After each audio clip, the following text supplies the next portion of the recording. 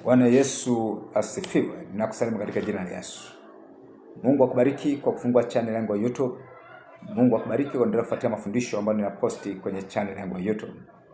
Leo tutakwenda kujifunza moja mafundisho potofu ambayo yamefundishwa kwenye makanisa. Roho Mtakatifu akusaidie kwenye mafundisho yakafanyike msaada kwako katika jina la Yesu. Moja ya mafundisho potofu ambayo yamefundishwa makanisani. Na mafundisho yametoka kwenye Wakorintho wa kwanza 7:9. Paulo alipokuwa anazungumzia kwa habari ya kuoa. Akasema kwamba ni afadhali kuoa kuliko kuwaka tamaa. Kwa wapo watumishi ambao wamefundishwa kwamba ni afadhali kuoa kuliko kuwaka tamaa. Ni afadhali kuoa. Haya ni mafundisho potofu. Hayana ukweli wowote. Na wewe kama ni kijana na nisikiliza, yamkini ulikwisha fundishwa na mchungaji wako ya kwamba ni afadhali kuoa kuliko kuwaka tamaa. Lakini nakwambia ukweli, kama ukioa kwa sababu ya kuwaka tamaa, kama ukioa kwa sababu ya kuzima tamaa ya mwili, wewe umekwisha kufeli. Wewe umekwisha kushindwa. Utasema wewe mtumishi Paulo alisema ni afadhali kuoa. Ni kweli. Sio kila kitu ambacho kiko kwenye maandiko unatakiwa kukichukua jinsi kilivyo. Ndio maana Mungu amewaita watu wengine kuwa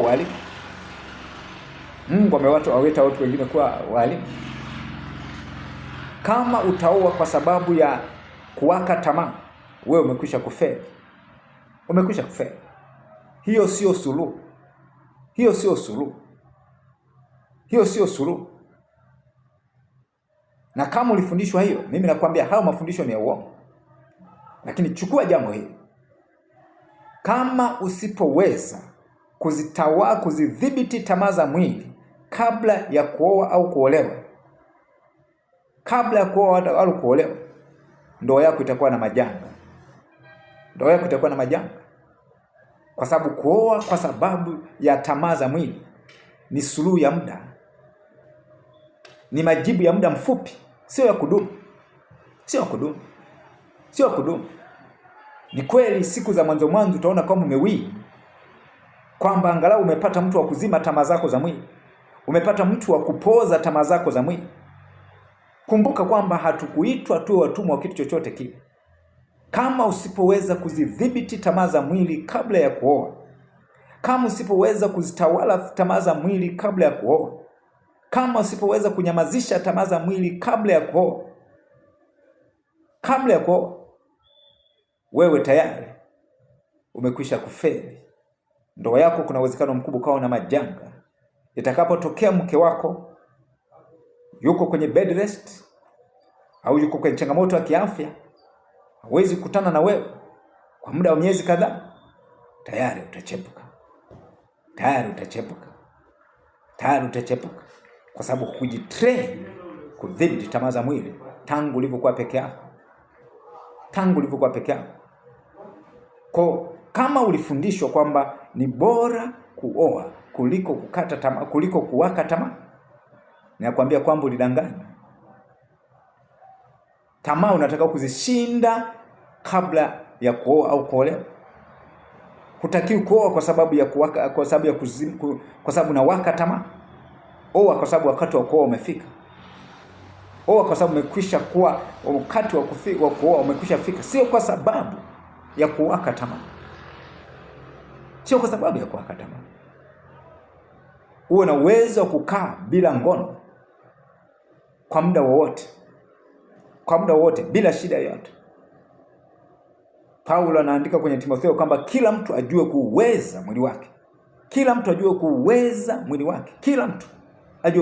mwili wake.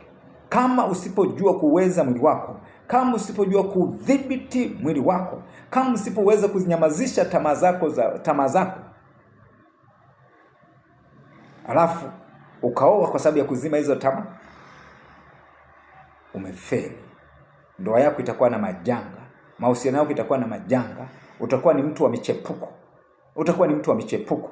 Utakapoenda masomoni mbali na mke wako, hautaweza kuvumilia kwa sababu kuweza kutawala hukuweza kudhibiti tamaa zako za mwili tangu ulipokuwa peke yako.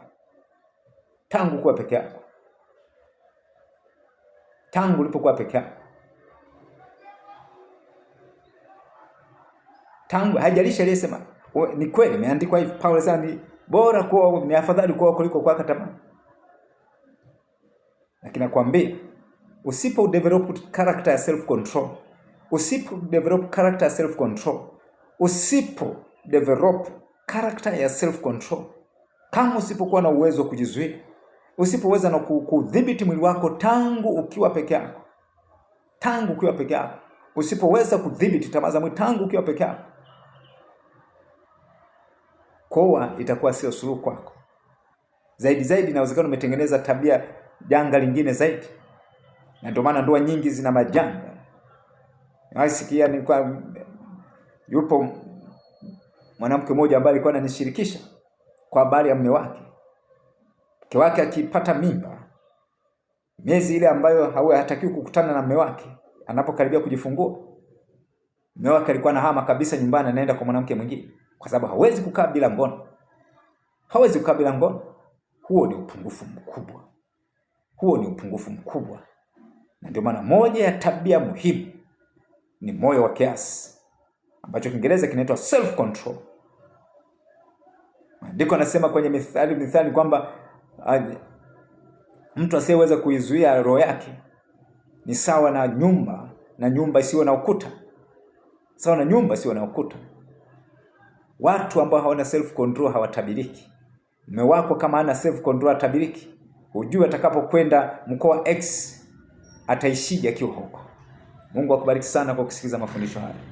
Kumbuka, usioe kwa sababu ya kuwaka tamaa. Oa kwa sababu wakati wa kuoa umefika. Oa wakati tayari umekwisha weza kudhibiti tamaa za mwili. Oa kwa sababu tayari umekwisha kudhibiti tamaa za mwili. Oa kwa sababu nataka mtu ambaye wa kufanya naye huduma pamoja. Fanya naye huduma pamoja. Lakini sio kwa sababu ya kuzima tamaa za mwili. Sio kwa sababu ya kuzima tamaa ya mwili. Mungu akubariki sana kusikiza mafundisho haya. Vijana wengi wanakwama kwenye ile eneo. Roho Mtakatifu akusaidie. Nasema Roho Mtakatifu akusaidie kuweza kuzitawala tamaa, kuzidhibiti tamaa za mwili. Roho Mtakatifu akusaidie. Uhitaji kuwa mtumwa wa mwili. Tumeitwa tuwe huru, wala kitu chochote kisitutumikishe. Ukiwepo mwili hautakiwi kutumikisha kwenye tabia yoyote ile ambayo iko kinyume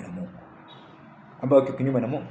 Na uwezo wa kutawala tamaa, kudhibiti tamaa za mwili unazo. Mungu amekupa uwezo, ni kuamua tu na kuamini kwamba inawezekana kukaa bila ngono kwa muda wote. Mungu akubariki. Kuendelea kupata mafundisho ambayo ninaposti kwenye channel yangu ya YouTube, usisahau kusubscribe. Lakini pia unaweza ukashare, unaweza ukacomment, unaweza ukalike. Mungu anakubariki katika jina la Yesu. Amen.